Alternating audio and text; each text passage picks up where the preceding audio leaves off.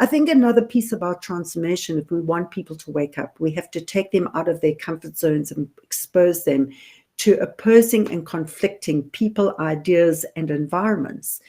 And I think as a child, I didn't realize I was going through a transformation laboratory. My mother exposed me to people who represented different segments of the South African population, opposing segments of the South African population.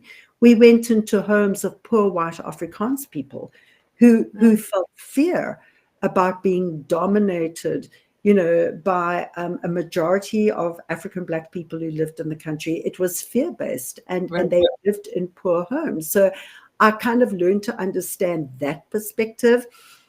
Many of our family friends, as I said, were Black doctors or Indian gynecologists. These were very wealthy people who were very smart, but weren't allowed to be our friends because of their skin color.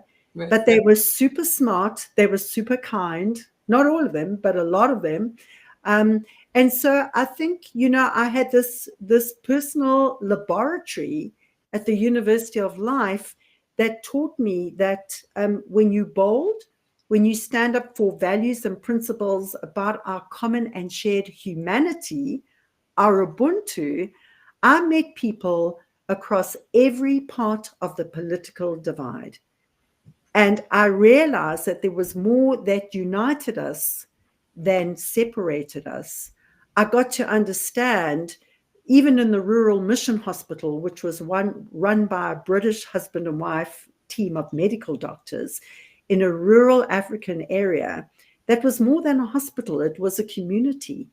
And, so while there was violence going on in the streets of South Africa, I was living in environments with people who had different cultures, different skin colors, different religions, creeds. And these are people who created happy, successful communities. And so I lived in a community of Ubuntu. I learned that those self-created false beliefs about what divides us is a myth. Mm. And I think that being surrounded by these change makers and bold disruptors who were defying the sort of laws of what was going on in the country, in happy places and spaces, rural mission hospitals in Umutu and King Edward Hospital and Addington, Grace Hospital, white institutions where good people were doing good things. And so I think being surrounded by change makers, having bold, adventurous parents.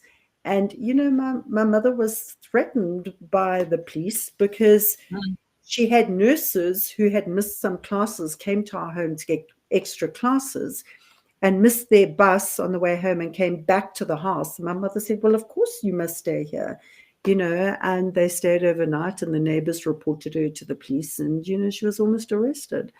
But, I remember sitting around the dinner table at home where my mother said, no government will tell me who I can be friends with, what I must think and believe, and let me experience for myself the goodness, smartness, and kindness of people in the world. I will choose that.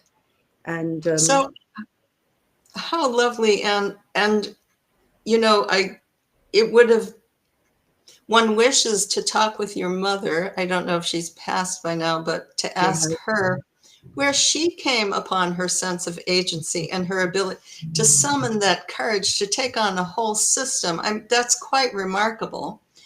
And the fact that you grew up in this kind of, this laboratory, as you said, where transformation was happening all the time. I'm quite jealous because I wish I had also grown up in that kind of laboratory.